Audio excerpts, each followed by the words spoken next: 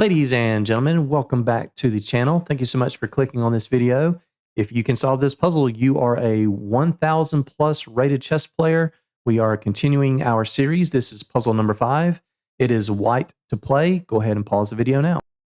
So before I show the solution, at the time of this video, late September, early October 2024, the east coast of the United States had just been decimated by Hurricane Helene, which actually was one of the worst hurricanes to ever hit land. Millions of people have been without power for a week, will still be without power for weeks to come, and are having to evacuate their hometown in the aftermath.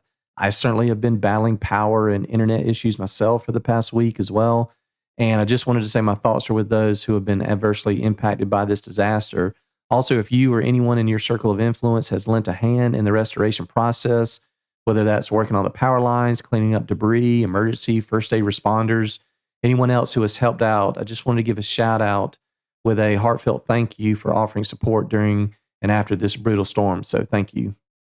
Okay, so I picked this puzzle because it has a very clever tactic and is a little bit on the advanced side. So if you are a beginner or a lower rated chess player, you may not have even heard of this tactic or be aware of it.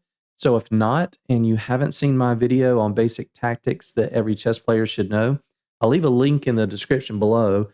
So this tactic is called a decoy, and it's not to be confused with the deflection tactic. Yes, they are similar, but are still quite different, and I'll feature the deflection tactic in another video.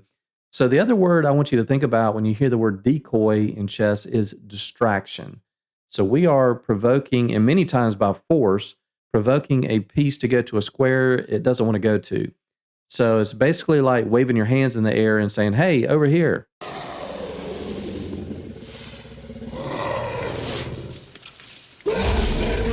Yeah, exactly. So we're waving the flare, throwing it over the fence, distracting the dinosaur, and making it go somewhere away from us where it really doesn't want to go. Same thing in chess.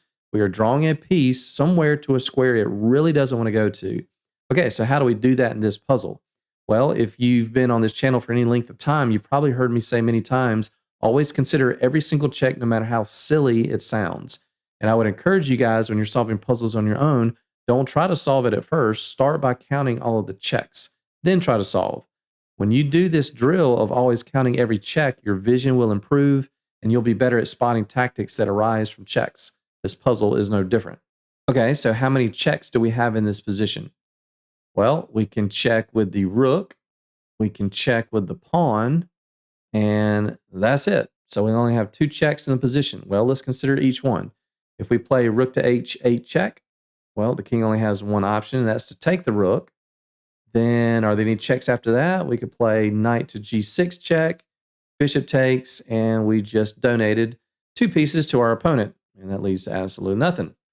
Okay, so that doesn't really work. Well, what if we give a check with the pawn? Okay, check. King cannot take, can't go anywhere. So if we play that, the bishop has to take. You might say, well, what does that do? That's just a free pawn. They'll take it with the bishop. But here is where we play our lovely decoy tactic. In this position, after we play pawn to g6 and the bishop takes this, in this position, do we have any checks? Yes, we do. Now we only have 1 check. It's the same rook to h8 check, but now when we give this check, this is the decoy. We're saying, hey, over here, we're distracting the king away, forcing the king, in this case, this is by force, forcing the king to h8, and now we have knight takes g6, forking the king and the queen. And this will illustrate one of the conditions that I will talk about very soon in my tactical awareness series coming up. When you have a knight that is on the same color square as 2 of your opponent's other pieces, you have potential for forks. So dart square, dart square, dart square. We take the bishop on g6 check, and after all the dust is settled, we are up a full rook, and this is completely winning. So very, very cool tactic here with the decoy. After the king goes to h7, we play the check. Then we check from behind, draw the king to a square it doesn't want to go to, and that is good night. The decoy tactic, very, very neat tactic in chess. Hey, thanks for watching. If you think these videos are helpful and you would like me to continue posting them, please consider liking and subscribing. Thanks so much, guys, and we'll see you on the next one.